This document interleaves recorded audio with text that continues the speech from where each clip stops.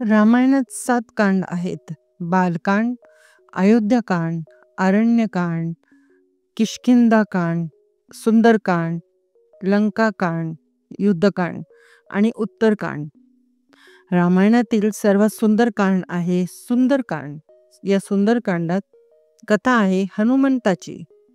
अशोकवनात शोकमग्न असलेल्या सीतेचा शोक नष्ट करणारा असा हा सीता शोक विनाशन हनुमंत.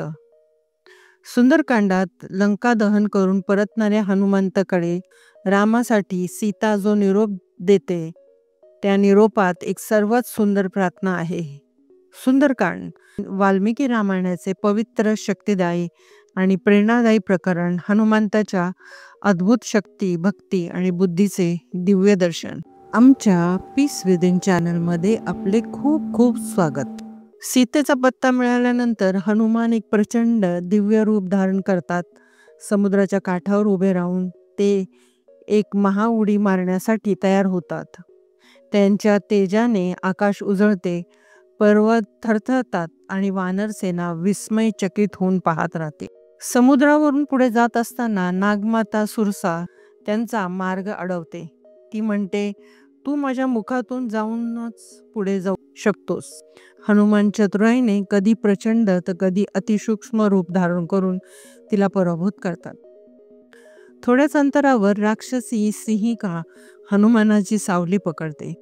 ती त्यांना ओढून घेण्याचा प्रयत्न करते. हनुमान तिचा नाश करतात आणि पुढे लंकेकडे उडतात. एक प्रचंड उडी मारत हनुमान लंकेत पोचतात. रात्रीच्या अंधारात सुवर्णनगरी दिमाखात चमकत असते. ते छोटं रूप धारण करून शहरात शिरतात. ते शेवटी अशोक वाटिकेत पोचतात. तिथे एका वृक्षाखाली प्रभू रामाची प्रिया सीता विरहात व्याकुळ बसलेली दिसते. रावण आपल्या राक्षसी उपपत्नींसह सीतेला धमकावतो, आकर्षित करतो, पण तरीही ती रामनिष्ठच राहते.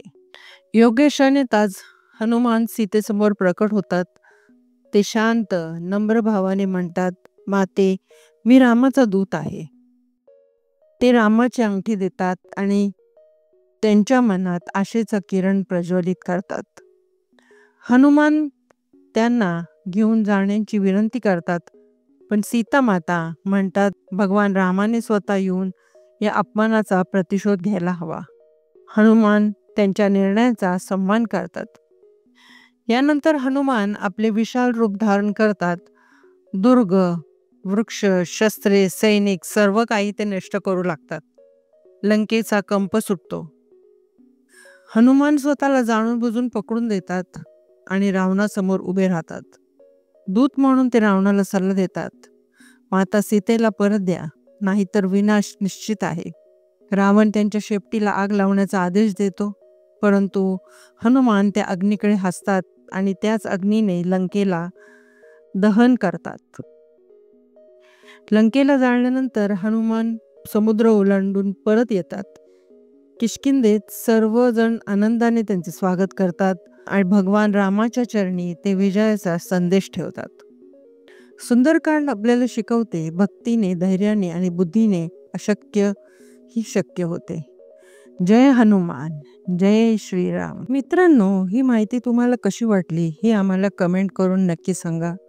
व्हिडिओला लाईक, शेअर आणि सबस्क्राईब करायला विसरू नका. धन्यवाद.